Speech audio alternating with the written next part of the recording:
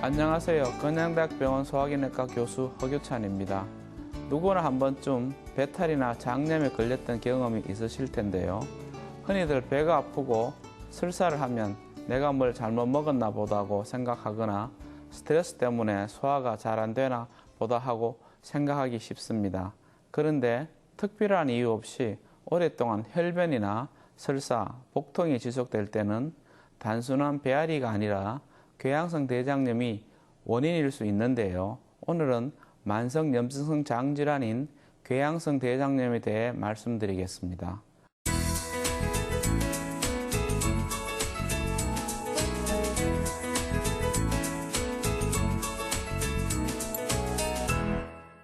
궤양성 대장염은 난치성 희귀 장질환으로서 환자에게 많은 고통을 줄 뿐만 아니라 방치하면 장출혈이나 대장암과 같은 심각한 합병증으로 발전할 수 있기 때문에 조기에 발견해서 치료하는 것이 중요합니다. 궤양성 대장염은 만성 염증성 장질환의 하나로 직장을 비롯한 대장 전체에 염증 또는 궤양이 생겨 점막을 비롯한 대장 조직이 손상되는 병입니다.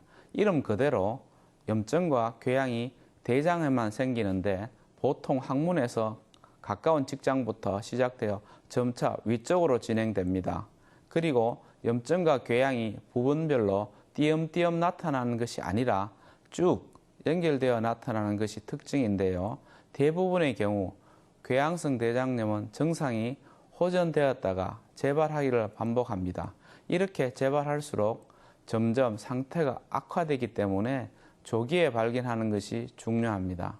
궤양성 대장염의 증상은 대장 점막에 생긴 염증의 정도와 범위에 따라 다양하게 나타날 수 있습니다. 가장 흔한 증상은 대변에 피가 섞여 나오는 혈변으로 90% 이상의 환자가 혈변을 동반한 만성 설사 증상을 겪습니다. 또 설사와 함께 간헐적인 복통이 느껴지고 대변을 본 후에도 덜 본 것과 같이 뒤가 묵직한 느낌이 남기도 합니다. 이 밖에도 환자에 따라서는 혈변으로 생긴 빈혈 때문에 기운이 없고 피로를 쉽게 느끼며 구토와 발열 등의 증세도 보일 수 있습니다. 궤양성 대장염의 발병 원인에 대해서는 아직 명확하게 밝혀진 바는 없습니다. 다만 환자가 유전적인 소인을 갖고 있는데 어떤 환경적인 요인에 의해 방어 기전에 문제가 생기면서 장내의 물질이나 세균에 면역이 과도하게 반응하는 경우에 발생하는 것으로 보고 있습니다. 확실한 것은 전염되는 질병은 아니라는 것입니다. 궤양성 대장염은 환자에 따라서 증상이 매우 다양하게 나타나고 한 가지 진단 방법으로만 확진할 수 없기 때문에 여러 가지 검사, 즉 대변 검사, 대장 내시경 검사, 대장 조직 검사, 혈액 검사 등의 다양한 검사를 한 후 종합해서 진단을 내리게 됩니다.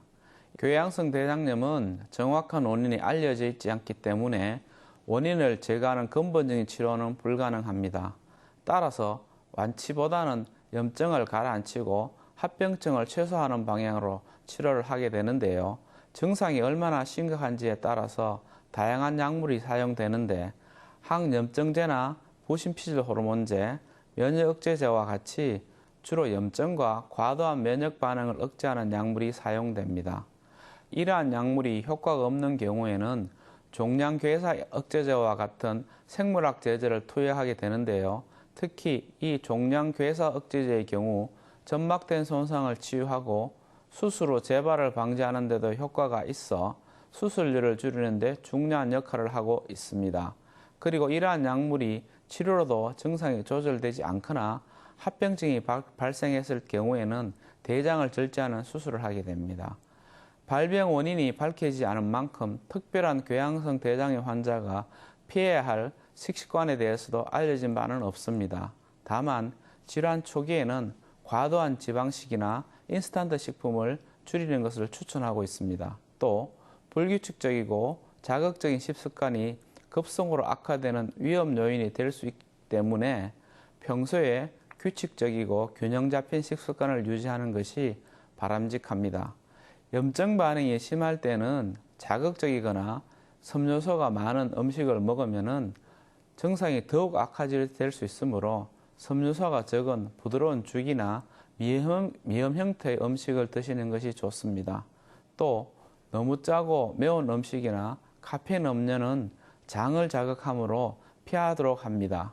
치료가 잘 되어 정상적인 생활이 가능할 때는 골고루 모든 음식을 섭취해야 합니다. 궤양성 대장염은 완치하기 힘든 만성질환이지만은 꾸준한 치료와 관리를 통해 얼마든지 정상적인 생활이 가능합니다. 따라서 꾸준한 약물 치료와 생활 습관 조절을 통해서 증상이 재발하지 않도록 지속적으로 관리하는 것이 중요합니다. 감사합니다.